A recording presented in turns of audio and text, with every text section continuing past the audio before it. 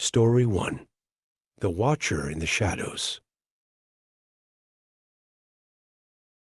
The rain came down in relentless torrents, thick sheets that blurred the world outside and made it feel like I was trapped in some kind of watery tomb. It hammered against the windows, the sound relentless and monotonous, a kind of background noise that quickly faded into the mind's recesses. But tonight, everything felt wrong. It wasn't just the storm, it was something deeper, something that gnawed at the edges of my thoughts like a creeping dread I couldn't shake. Mom and Dad had left in a hurry, something about an emergency at work. They always had emergencies. I should have been used to it by now, but the sinking feeling that came with their absence never went away. They'd promised they'd be back by midnight, but it was already close to 1 in the morning. The storm, which had been forecast as light rain, had turned into a full-on deluge, and I knew they wouldn't be home any time soon. The house felt different when they weren't here.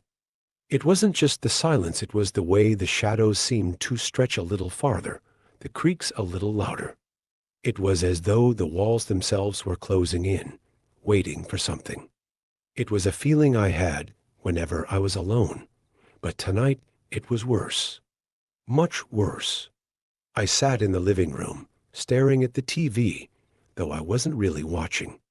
The lights flickered intermittently, as if debating whether to give up entirely. Static occasionally flashed on the screen, distorting the image just enough to make me jump. Every little noise made me jump, actually. The wind outside wasn't just howling. It was screaming, like some wounded animal that wouldn't stop until it got in. A knock at the door jolted me from my thoughts. My heart skipped a beat, and for a moment, I thought I had imagined it.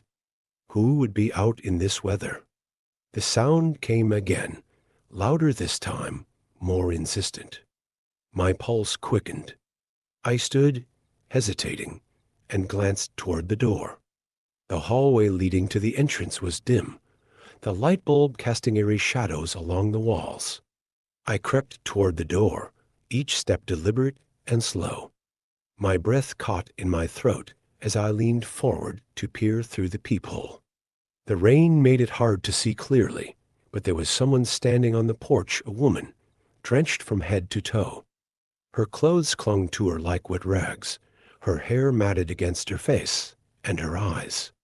Her eyes were too wide, too bright, as if she were in some kind of daze. I didn't recognize her at first, but then it hit me, Claire, the new neighbor. She'd moved in a few houses down just a week ago. We'd exchanged pleasantries a couple of times, but nothing beyond that. Now here she was, standing at my door in the middle of a storm. I opened the door just a crack, enough to see her more clearly. "Are you alone?" she asked, her voice barely audible over the roar of the rain. The question caught me off guard. Why would she ask that? The way she said it, the way her eyes bore into mine, sent a chill down my spine. I didn't know what to say, so I just nodded, the words stuck in my throat. Claire didn't say anything else. She just stared at me for what felt like an eternity, her lips curling into a smile that didn't reach her eyes. Then, without another word, she turned and walked away, disappearing into the rain. I watched her until the darkness swallowed her up completely, then quickly shut the door, locking it behind me. My hands were trembling. Something about her had unsettled me in a way I couldn't explain. The way she looked at me, the way she'd asked if I was alone, it was like she knew something I didn't, like she was expecting something. I tried to shake it off, telling myself it was just the storm messing with my head. But I couldn't shake the feeling that there was something else, something more. I returned to the living room, but I couldn't focus on the TV anymore. The house felt different now, like it was holding its breath. The storm outside grew fiercer, the wind hammering against the walls, making the windows rattle in their frames. Every creak, every groan of the old house made my heart race. Minutes passed, then hours.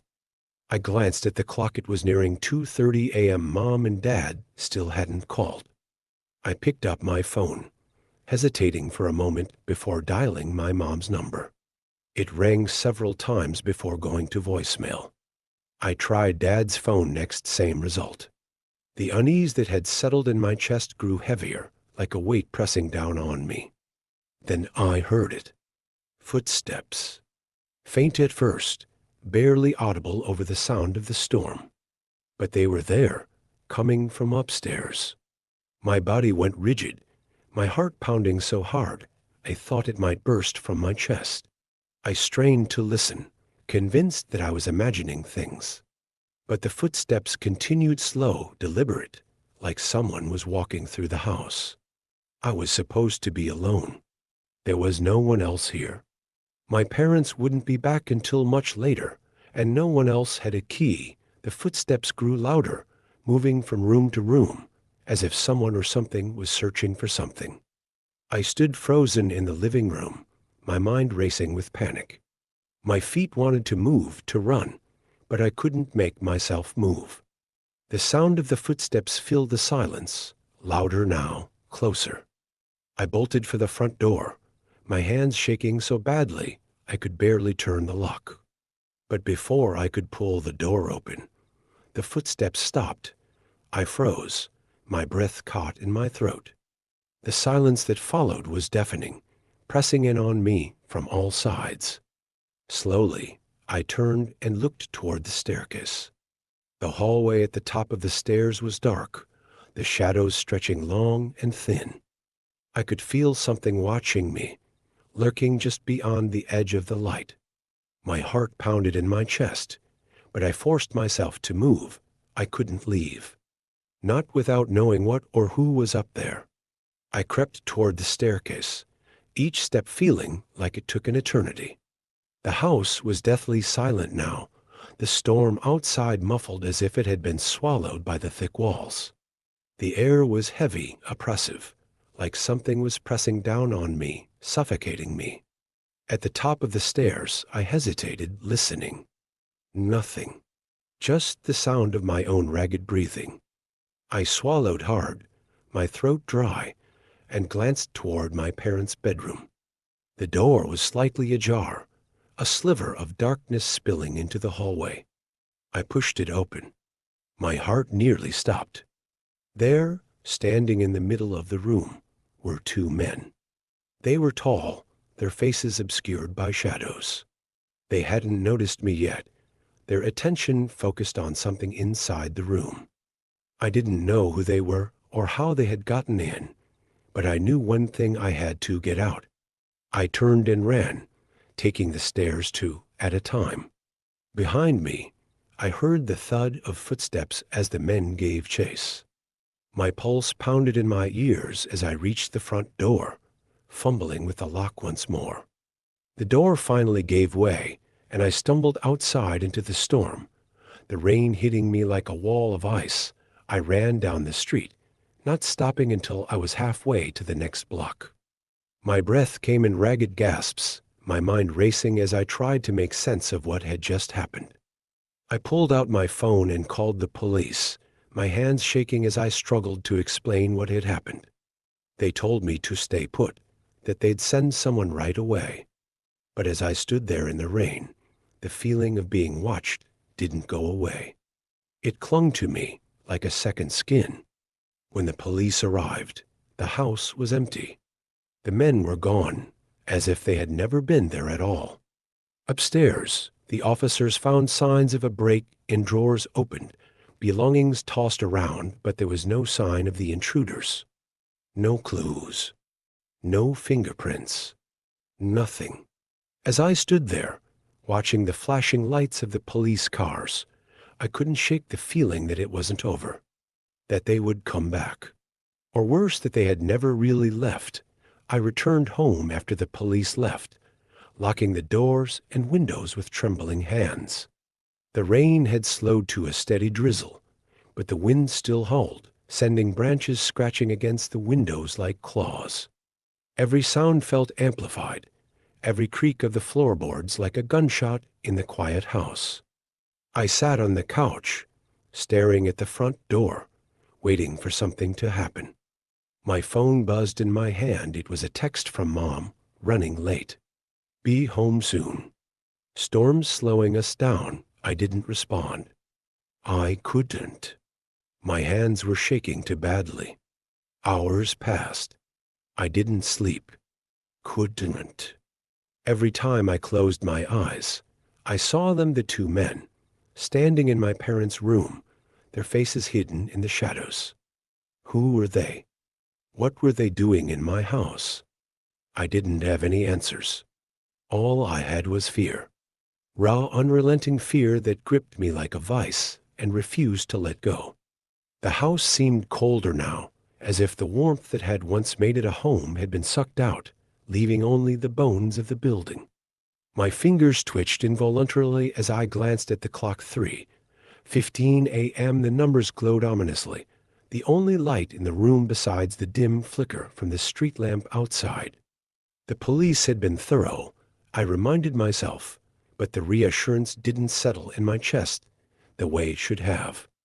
My parents still hadn't called again. I told myself that it was the storm, that the roads were flooded, that there was some logical explanation. But the dread gnawing at the pit of my stomach wouldn't listen. Something was wrong. I could feel it deep in my bones.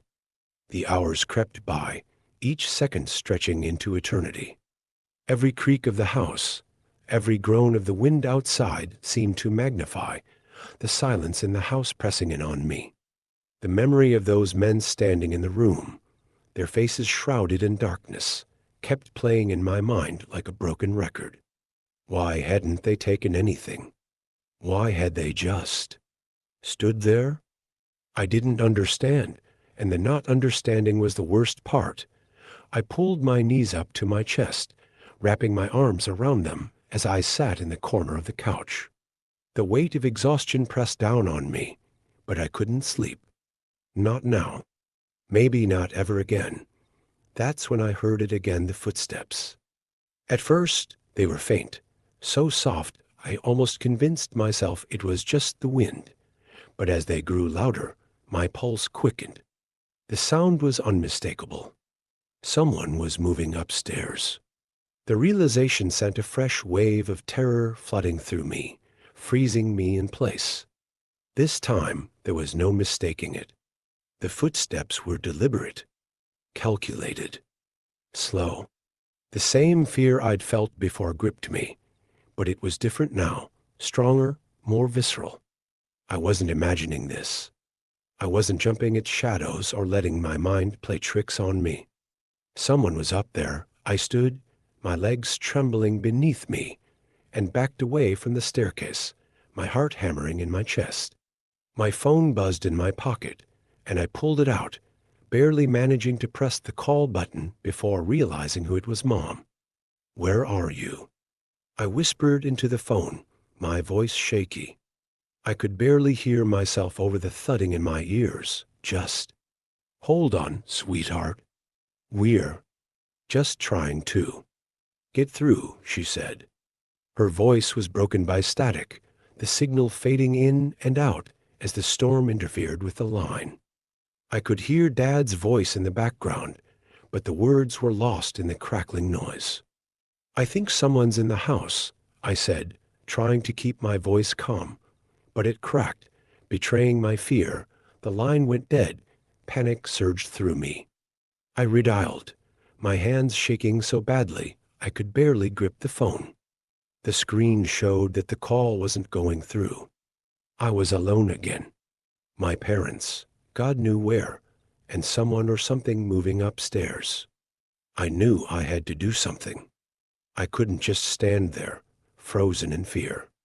My eyes darted around the room, landing on the front door. I could run. But where would I go?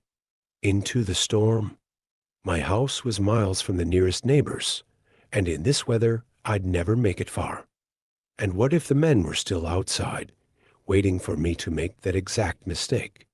No, running wasn't an option. The footsteps stopped. My breath hitched, and I stood perfectly still, straining to hear over the pounding of my own heartbeat. The house fell silent, so quiet I could hear the hum of the refrigerator in the kitchen. I didn't dare move. Every nerve in my body was on edge, screaming at me to run, to hide, but I couldn't. My legs were rooted to the spot. Then a soft creak, a door, somewhere upstairs, slowly swinging open. The sound echoed through the house like a death knell. I swallowed hard, forcing myself to move. I couldn't just stand there. I couldn't let them find me here, helpless. The house seemed to stretch around me as I made my way toward the kitchen. Every step I took felt like I was walking underwater, my limbs heavy, the air thick with dread. I reached the counter, grabbing the first thing I could find, a kitchen knife. The cold steel of the blade felt oddly comforting in my hand, but I knew it wouldn't do much good if someone was really in the house. I pressed my back against the wall, listening, waiting. For a long moment, there was nothing. Just silence. Then slowly, I heard the footsteps again. They were moving toward the stairs now, coming closer with each step. I gripped the knife tighter, my knuckles white. My mind raced with 1,000 thoughts, none of them comforting. What would I do if they came down the stairs? What if they found me here? I imagined the worst, being cornered, trapped, with nowhere to run. Then I saw it. A shadow. At the top of the stairs, just barely visible in the dim light, a figure stood. Tall, unmoving, watching me. My blood ran cold. The figure didn't move. It just stood there, silent, its features obscured by the darkness. But I could feel its eyes on me, boring into me, watching. I tightened my grip on the knife, my breath coming in short, panicked gasps. I had to get out of here. I had to find a way to escape. But how? I took a step back, my foot catching on the edge of the counter. The figure didn't move. It was as if it was waiting for something, waiting for me to make the first move. A sudden burst of static came from my phone, still clenched in my other hand. I glanced down at the screen, another missed call from Mom. The sound had startled me, and when I looked back up, the figure was gone. The stairs were empty. My heart pounded in my chest, my legs shaking so badly I could barely stand. Where had it gone? Was it still upstairs? Or had it moved while I wasn't looking? I couldn't take it anymore. I had to get out. I bolted for the front door, the knife still clutched in my hand. My fingers fumbled with the lock, and for a brief, horrifying moment, I thought I wouldn't be able to open it. But finally, the door swung open, and I stumbled outside into the storm. The rain hit me like a wall, cold and unforgiving, soaking through my clothes in seconds. The wind howled around me, pulling at my hair, whipping branches and debris across the yard. I didn't care. I just kept running, my breath coming in ragged bursts, my feet splashing through puddles as I made my way down the driveway. I didn't stop until I was halfway down the street, my legs burning, my lungs screaming for air. I turned back, staring at the house through the sheets of rain. The windows stared back at me, dark and empty. I pulled out my phone again, my fingers trembling as I dialed 911. The call connected, and I quickly explained what had happened, my voice barely steady. The dispatcher told me to wait where I was, that they were sending someone right away. I stood there, in the rain, watching the house, waiting for the police to arrive. The minutes stretched on, each one longer than the last. Then I saw a flicker of movement in one of the upstairs windows. Just a shadow, barely there, but enough to send a fresh wave of terror through me. The figure was still inside. When the police arrived, they searched the house again, but found nothing. No sign of forced entry, no evidence that anyone had been there at all. The men were gone, the figure gone. But I knew what I had seen. I knew someone had been there, They offered to take me to the station, but I declined. I didn't want to leave. Not yet. I couldn't shake the feeling that it wasn't over, that they, whoever they were, would come back. Or worse, that they had never really left. They asked me what had happened, but I didn't have the energy to explain. The words stuck in my throat, too heavy to say aloud. I just wanted to sleep, to close my eyes and pretend none of this had happened. But even as I lay in bed that night, with my parents just down the hall, I couldn't shake the feeling that I wasn't alone. Every creak, every gust of wind, made my heart race. The shadows seemed to move in the corners of my vision, just out of reach. And then, in the silence of the night, I heard it again, the footsteps. Slow, deliberate, moving from room to room, just like before. I wasn't imagining it. I wasn't alone. Not anymore. Story 2. Whispers from the Grave. I always believed cemeteries were places of peace. For years, I visited my late wife, Eliza's grave, every Sunday. It was a ritual, a way to feel close to her even though she was gone. But one visit, late one cold autumn afternoon, shattered my belief. The cemetery, which had always felt like a quiet refuge, became the stage for something darker, something that still haunts me. That day, the wind was unusually cold, biting at my skin through my jacket. The sky was a dull gray, the clouds thick and heavy with the threat of rain. The weather didn't bother me. I was used to it. I had been coming here every week since Eliza passed 3 years ago.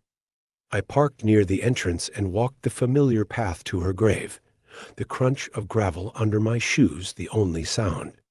The cemetery was quiet as always. Rows of tombstones stretched out before me, each one marking a life, a story now over.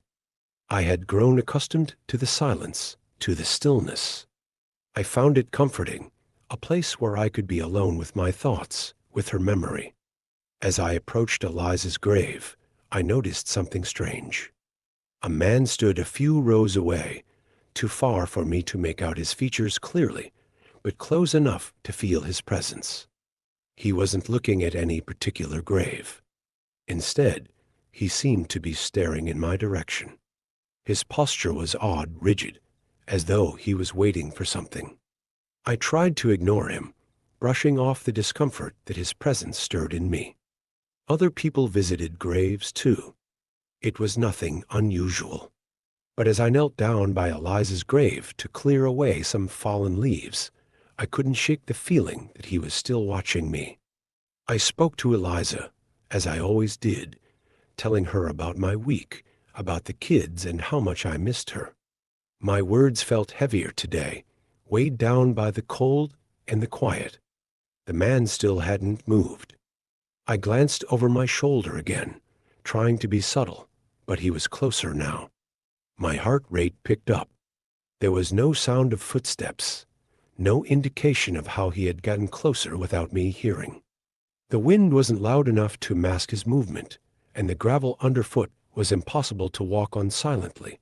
He just stood there, his head tilted slightly, watching me.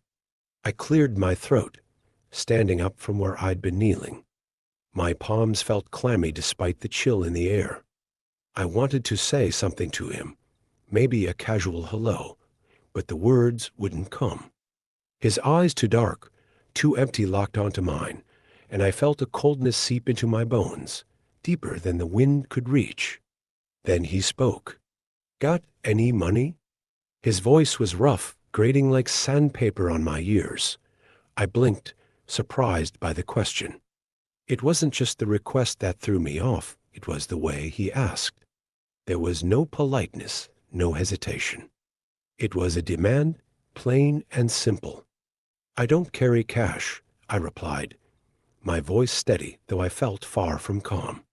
"Not out here." He didn't seem to like that answer. His eyes narrowed, his expression hardening. "Everyone has something to give," he said, taking a step closer. That was enough for me. My gut was screaming at me that something was wrong, very wrong. I didn't want to provoke him, but I also wasn't about to dig through my pockets for spare change. The guy was giving off every warning signal I could think of. His clothes were worn and dirty, his face gaunt and pale, like he hadn't seen the sun in weeks. I took a step back, trying to put some distance between us.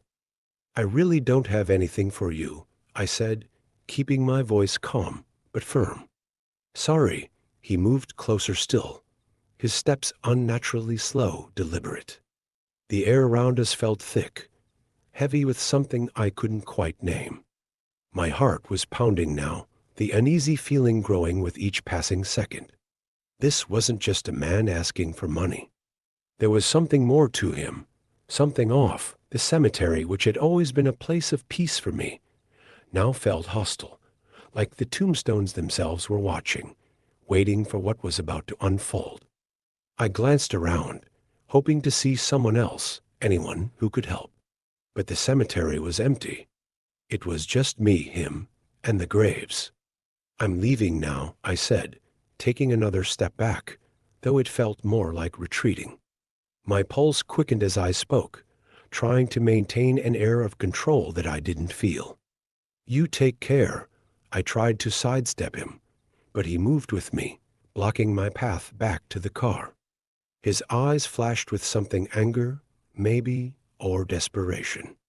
His voice dropped, low and menacing. "I'm warning you," he growled. "Give me something, or I'll take it." I felt my throat tighten, the hairs on the back of my neck standing on end. I was in danger. The realization hit me hard. I had to get out of there. Without thinking, I turned and ran, my feet pounding the gravel path, the sound of my own footsteps echoing in my ears. The wind whipped against my face, and the gray sky above seemed to darken as I ran, as if the world itself was closing in on me. I didn't dare look back. I reached my car, fumbling with the keys, my hands shaking so badly I could barely get the door open. I threw myself inside, locking the doors and starting the engine in one frantic motion. When I looked up, the man was gone. He had vanished, as if he had never been there at all. I drove straight to the police station, my heart still racing, my mind reeling from what had just happened. I told them everything: the man, his demand for money, the way he had blocked my path. They took my statement and promised to investigate, but I could see the doubt in their eyes. People visit cemeteries all the time. Maybe they thought it was just a homeless man looking for a handout. But it wasn't that simple. I knew there was more to it. A few days passed, and I tried to put the incident behind me. But the unease lingered, like a shadow that refused to lift. Then, one morning, I got a call from the police. They had found him. The man, they said, was dead. His body had been discovered in the cemetery, beneath a broken grave. His neck was twisted at an unnatural angle, his eyes wide open, staring at nothing. The officers were asking if I knew anything else, if I had seen anyone else in the cemetery that day. I hadn't. It was just him and me. But the thought that haunted me wasn't that he had died. It was the fact that he had died in that cemetery, the place that had always felt safe to me, the place where my wife rested. For the first time in years, I skipped my Sunday visit to Eliza's grave. I told myself it was just the weather, that I'd go next week. But deep down, I knew it was fear. Fear that something or someone was still there, waiting for me. I couldn't avoid the cemetery forever. A week later, I found myself back there, standing at the entrance, staring down the gravel path. My heart raced as I approached Eliza's grave, the memory of the man's cold, empty eyes still fresh in my mind. The cemetery was quiet again, the stillness unnerving rather than comforting. I stood by Eliza's grave for a long time, longer than usual, unable to find the words to speak to her like I normally would, and then I felt it. A presence. Like I was being watched. I turned, my eyes scanning the rows of graves, but there was no one there. Just the wind rustling through the trees, the leaves swirling in the air. But the feeling didn't go away. I left the cemetery that day with a weight on my chest, a sense of dread that followed me home. That night, I had the first dream. In the dream, I was standing in the cemetery, but it was different. The sky was darker, the air colder. The graves seemed to stretch on forever, the tombstones rising out of the ground like jagged teeth. I could hear whispers, soft and unintelligible, coming from the ground beneath me. Then I saw him, the man from the cemetery. He was standing a few feet away, his face pale and gaunt, his eyes wide and unblinking. He didn't speak, but I could hear his voice in my head, echoing in the silence. "Got any money?" I woke up drenched in sweat, my heart pounding in my chest. The dream had felt so real, so vivid. I could still hear his voice, still see his empty, lifeless eyes staring at me. Over the next few days, the dreams continued, each one more intense, more disturbing than the last. In every dream, I was back in the cemetery, standing by Eliza's grave. The man was always there, watching me, whispering to me, but it wasn't just in my dreams. During the day, I felt like I was being followed, like someone was watching me. I would catch glimpses of movement out of the corner of my eye, but when I turned, there was nothing there.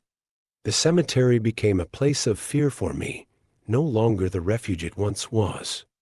I stopped visiting Eliza's grave altogether, too afraid of what might happen if I went back. But the whispers didn't stop. They followed me everywhere in my sleep, in the quiet moments of my day, even in the safety of my own home. I could hear him, always asking the same question. "Got any money?" One night, I woke to the sound of footsteps in the hallway. My heart leapt into my throat as I sat up, straining to listen.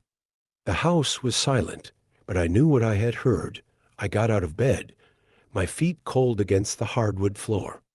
Slowly, I made my way toward the hallway, my breath coming in shallow gasps. As I reached the door, I froze. There, standing in the darkness, was the man from the cemetery. His eyes were locked onto mine, his lips curling into that same eerie smile. He spoke, his voice barely above a whisper. "Got any money?" I couldn't move. The man's question echoed in my head like a broken record, the words bouncing around my skull, driving out any coherent thought. My body felt paralyzed, my feet rooted to the floor. The hallway stretched out between us, but it felt like he was right there, just inches away. "Got any money?" His voice was no louder than a whisper, but it seemed to reverberate through the house, vibrating in my bones. His eyes were locked onto mine, empty and unblinking, as if he could see right through me. I blinked, my breath catching in my throat, and when I opened my eyes again, he was gone. The hallway was empty, the darkness swallowing up whatever had been there moments before. My heart was racing, my chest tight, the air around me feeling thin and suffocating. For a long time, I stood there, my hands trembling, my mind struggling to process what had just happened. Had I imagined it? Was I losing my grip on reality? I backed up slowly, not daring to turn my back on the empty hallway. The house was eerily silent, the kind of silence that feels too thick, too heavy. I could hear my own pulse pounding in my ears, every beat a reminder of the fear clawing at my insides. Back in my bedroom, I slammed the door shut, locking it as if that simple action could keep out whatever it was that had invaded my life. I sank onto the edge of the bed, my body shaking, my mind reeling. This wasn't just a dream. It wasn't just paranoia. The man from the cemetery. He was here. Somehow, someway, he had followed me. Or maybe I had brought him with me. I didn't know. All I knew was that he wasn't going away. The next morning, I tried to convince myself that I had imagined the whole thing. Sleep deprivation, stress, grief, they could all mess with your head. That's what I told myself as I went about my day, though the knot of fear in my chest never fully loosened. Every time I turned a corner, I expected to see him standing there, watching me with those empty eyes. But the day passed uneventfully. By the time night fell, I had almost convinced myself that it was over, that maybe it had just been a bad dream, a trick of my mind, that hope was shattered at 3:12 a.m. I woke again to the sound of footsteps. This time, they were closer. Inside the room. My breath caught in my throat as I slowly opened my eyes. The room was dark, the shadows thick and heavy, but I could feel it. The presence. He was there, somewhere in the darkness. Got any money? The whisper cut through the air like a knife, sending a jolt of fear through my entire body. I sat up, my eyes scanning the room, trying to make sense of the shadows shifting in the corners. Then I saw him. He was standing by the window, his back to me, his silhouette barely visible in the dim light. His clothes were the same, tattered, dirty, like he had been wandering the cemetery for years. But there was something else about him now. His body seemed more twisted. His arms hung at unnatural angles, his head cocked to the side, as if he couldn't quite hold it up anymore. I wanted to scream, to run, to do something, but I couldn't. My body wouldn't move. Slowly, he turned to face me. His eyes, those same lifeless eyes, met mine, and a sickening smile spread across his face. The room grew colder, the air thick with a creeping dread that seemed to seep into my very soul. "I'll take it," he whispered, his voice low and guttural, like it was coming from deep within the earth. I blinked, and just like before, he was gone. The room was empty. The air was still. I was alone again. But I knew, deep down, that it wasn't over. The days blurred together after that. I couldn't sleep, couldn't think straight. Every time I closed my eyes, I saw him standing there, watching me, waiting. The dreams became more vivid, more terrifying, until I couldn't tell where the nightmares ended and reality began. I stopped leaving the house. I couldn't bring myself to go back to the cemetery. I couldn't face Eliza's grave, knowing that the man was still there, waiting for me. I felt trapped, suffocated by the memories, by the fear that clung to me like a second skin, and then the whispers started. At first, they were faint, barely audible. I would hear them when I was alone in the house, just on the edge of my hearing. But as the days passed, they grew louder, more insistent. I couldn't make out the words, but I knew it was him. His voice, calling to me, taunting me. "Got any money?" It was always the same question, over and over. Until I thought I would go mad, I tried everything to make it stop. I called the police again, but they couldn't find anything. I saw doctors, therapists, anyone who might be able to help me make sense of what was happening. But no one could explain it. They all said the same thing: grief, stress, trauma. But I knew better. This wasn't in my head. This was real. The man from the cemetery was haunting me. He was punishing me for something, and I didn't know how to make it stop. One night, after weeks of sleepless nights and restless days, I decided to confront him. I couldn't take it anymore. I had to go back to the cemetery, to face whatever it was that had latched onto me. I waited until dusk, when the sky was a deep purple and the air was thick with the scent of rain. I drove to the cemetery, my hands gripping the steering wheel so tightly my knuckles turned white. The gates were closed, but I climbed over the fence, my heart racing as I made my way down the familiar path to Eliza's grave. The wind howled through the trees, the leaves rustling like whispers in the dark. I reached her grave, my chest tightening as I knelt down beside the tombstone. For a long moment, I just stared at it, my mind racing with everything that had happened. Then I felt it, a hand on my shoulder. I spun around, my heart leaping into my throat, but no one was there. The wind picked up, swirling around me like a vortex, and the temperature plummeted, and then I heard him. "Got any money?" The voice was right next to my ear, cold and raspy, like the grave itself had come to life. I stood up, my entire body trembling. "What do you want from me?" I shouted into the darkness. My voice echoed back at me, the only sound in the empty cemetery. Silence followed, stretching on for what felt like hours. Then, slowly, I saw him. He emerged from the shadows, his body twisted and broken, his face contorted into a grotesque grin.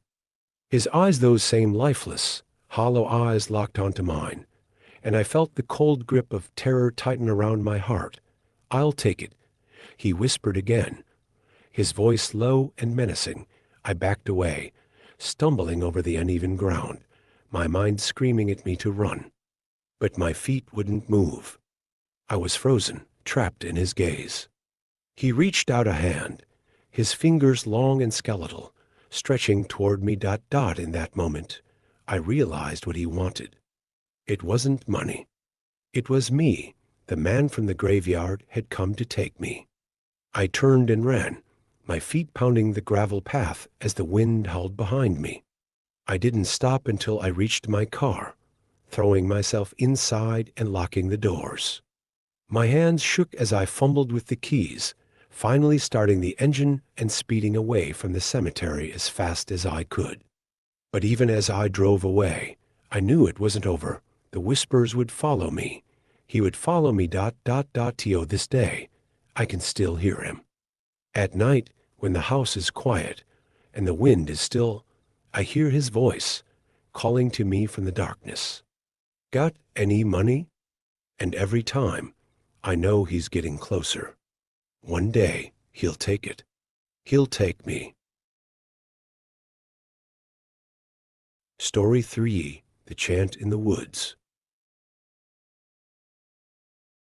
There's something about the deep wilderness that strips away the layers of civilization, making you feel small, vulnerable, and exposed. I had always loved the outdoors, but after that camping trip, I haven't been able to look at the woods the same way again. The trees, once a source of peace and comfort, now seem like silent witnesses to something dark and unknowable, lurking just beneath the surface of what we can see. That weekend had promised nothing but peace, a break from the hustle and bustle of daily life. My best friend Jake and I had planned this camping trip for months, selecting a location far off the beaten path, deep within the wilderness. We wanted solitude, to disconnect from the world for a few days and reconnect with nature. We got what we wanted and much more than we ever bargained for. We set off early that morning, our backpacks heavy with gear, food, and the usual camping necessities. The sun was barely peeking over the horizon as we made our way down the narrow trail that led into the woods. The air was crisp and clean, the smell of pine and damp earth filling our lungs with each breath. For hours, we hiked, the world around us growing quieter as the forest swallowed up the sounds of the outside world. The deeper we went, the denser the forest became. Towering trees closed in around us, their branches intertwining overhead, blocking out much of the sunlight. The canopy filtered the light into dappled patches that danced on the forest floor, giving everything an ethereal, dreamlike quality. Every now and then, we'd hear the rustling of leaves or the chirping of birds, but other than that, it was silent. By mid-afternoon, we had reached a small clearing surrounded by thick trees. It was the perfect spot to set up camp, a flat, moss-covered area with just enough space for our tent and a fire pit. The clearing felt hidden, as if we had stumbled upon a secret place untouched by anyone else. It was exactly what we had hoped for. We pitched our tent, gathered firewood, and settled in for what we thought would be a peaceful night under the stars. As dusk began to settle in, the forest came alive with the sounds of insects and nocturnal creatures. The fire crackled softly, casting a warm glow against the cool night air. We cooked dinner over the open flames, chatting about everything and nothing, enjoying the solitude. The stars above us sparkled in the night sky, and for a moment everything felt right. But as the night deepened, a strange tension seemed to settle over the clearing. I couldn't put my finger on it at first, but the air felt different, heavier somehow. The comforting sounds of the forest, the rustle of leaves, the call of distant animals, began to fade into an eerie silence. Even the wind had died down, leaving the trees motionless, as if they were holding their breath. Jake must have noticed it too, because he glanced at me, his face lit only by the flickering flames. "You feel that?" he asked, his voice low. I nodded, suddenly uneasy. "Yeah, it's too quiet." We both fell silent, listening. The fire crackled, but that was the only sound. The oppressive silence was unnerving, like the forest itself was watching us. I shrugged it off, telling myself that we were just spooking ourselves. It was probably just the isolation playing tricks on our minds, but deep down, I knew it was more than that. We decided to turn in early. After all, we had a long hike planned for the next day, and we wanted to get some rest. Jake crawled into the tent first, and I stayed outside for a few minutes, staring up at the stars. They twinkled down at me indifferent, as if they knew something I didn't. Reluctantly, I crawled into the tent and zipped it shut, the weight of the day's hike finally catching up with me. I drifted off to sleep, but it wasn't a peaceful slumber. My dreams were filled with shadows and whispers, the feeling of being watched creeping into my subconscious. I don't know what woke me up, but sometime in the middle of the night, I found myself lying wide awake, my heart pounding in my chest. The fire had burned down to glowing embers, casting long shadows across the clearing. The forest was eerily still, and for a moment, I thought it was just my imagination playing tricks on me. But then I heard a faint sound, just outside the tent. It was the soft crunch of something moving across the forest floor. I froze, listening intently, my breath caught in my throat. The sound was so faint, so subtle, that I almost convinced myself it was nothing. But then it came again, closer this time. My heart raced, the blood pounding in my ears as I strained to hear over the deafening silence. Jake was still fast asleep beside me, his breathing deep and even. I didn't want to wake him, not yet. I wasn't even sure what I had heard. Slowly, I unzipped the tent just enough to peek outside. The clearing was bathed in the faint glow of the dying embers, the shadows deep and foreboding. At first, I didn't see anything out of the ordinary. The trees stood tall and still, their branches swaying ever so slightly in the faint breeze.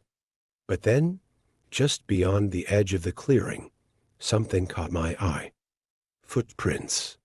They were unmistakable, large, deep imprints in the soft earth, leading directly toward our tent. My blood ran cold. We hadn't seen anyone else all day, and we were miles from the nearest town. There was no way those prints had been there earlier. Someone or something had been watching us. I shook Jake awake, my voice barely a whisper.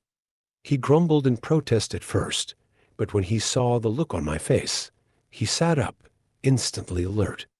"What is it?" he asked, his voice thick with sleep. I pointed to the footprints, and his eyes widened in alarm. "Jesus," he muttered under his breath. Who the hell could have? Before he could finish, we heard it. A sound that made my skin crawl. Chanting. It was faint at first, so low that we might have missed it if we hadn't been listening for something. It was a rhythmic murmur, like a voice carried on the wind. The words were indistinct, but the tone was unmistakable, low, monotonous, and unnerving. The chanting grew louder, more distinct. though the words remained incomprehensible.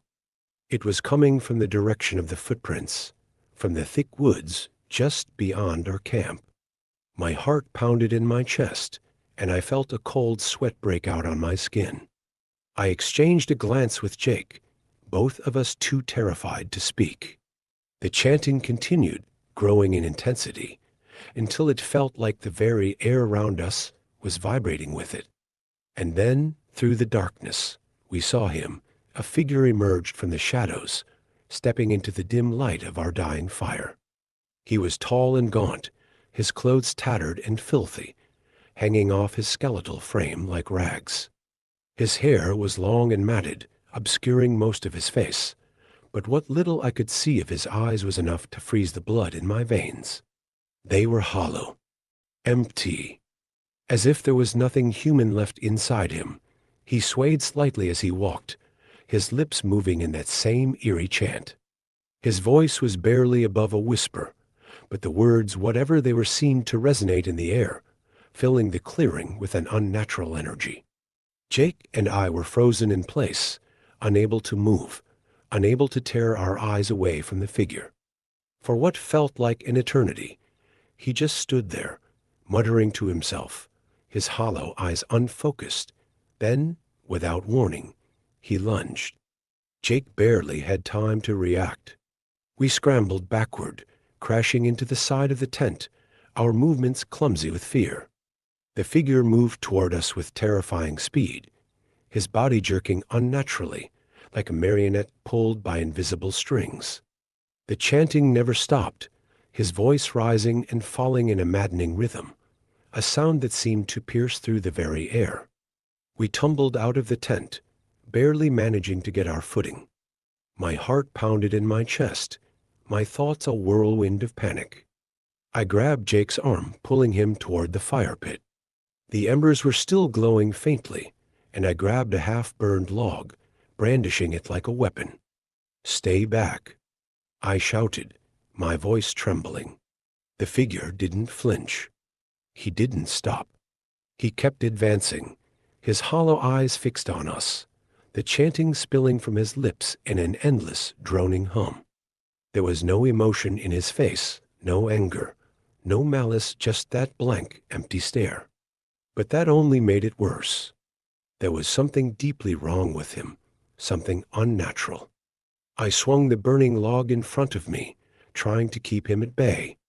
The flames sputtered, casting long shadows across the clearing, but the man seemed unaffected by the fire. He stepped closer, his bony hand reaching out toward me. The air around him felt heavy, suffocating, as though he was dragging the darkness with him. "Run," Jake shouted, grabbing my arm. We didn't wait. We bolted into the woods, our feet pounding against the forest floor, the branches scratching at our faces as we ran. Behind us, the chanting grew louder, more insistent. It followed us, echoing through the trees like a twisted song that refused to end. I didn't dare look back. My legs burned.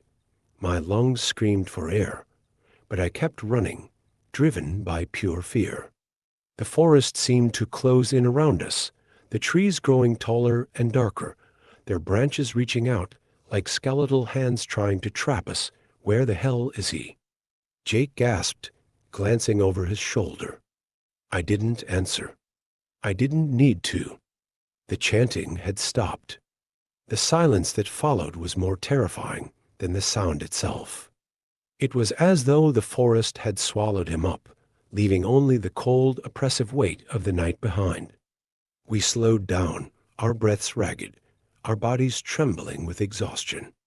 The darkness around us was suffocating, the trees towering above us like ancient sentinels. We had no idea where we were. The campsite was long behind us, and we were completely lost. What the hell was that? Jake whispered, his voice shaking. I shook my head, trying to catch my breath. "I don't know," I said, my voice barely above a whisper. "But we can't stay here. We have to keep moving." Jake nodded, wiping the sweat from his brow. We started walking again, slower this time, our eyes scanning the shadows for any sign of movement. Every rustle of leaves, every snap of a twig sent a fresh wave of terror through me. I couldn't shake the feeling that we were being watched, that the man or whatever he was still out there, lurking just beyond the edge of the light. As we walked, the forest seemed to change. The trees grew denser, their branches intertwining above us, blocking out what little moonlight had filtered through the canopy. The air grew colder, the wind whispering through the leaves like voices in the dark. "We need to find a way out," I said, my voice tight with fear. "We need to get back to the main trail." Jake nodded, but I could see the panic in his eyes. He was just as lost as I was. The forest was a maze, twisting and turning in ways that didn't make sense. Every direction looked the same, and the deeper we went, the more disoriented we became.